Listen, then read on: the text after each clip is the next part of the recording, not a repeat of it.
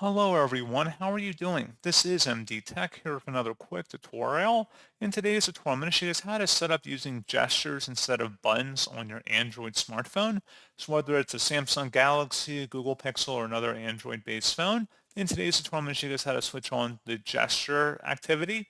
And without further ado, let's go ahead and jump right into it. So all you have to do is swipe up on your home screen and select the settings gear button here. And then you want to scroll down and select underneath where it says system. Go ahead and select that system tile. And if you click on navigation mode, you can go see we have gesture navigation turned on. So to go home, swipe up from the buttons on the screen. To switch apps, swipe up from the bottom, hold, and then release. To go back, you would swipe from either the left or right edge. You can also switch to button navigation as well, but you guys get the gist here. So again, that would be underneath navigation mode at that point. So pretty straightforward process on that, guys. And as always, thank you for watching. I do hope I was able to help you out, and I do look forward to catching you all in the next tutorial. Goodbye.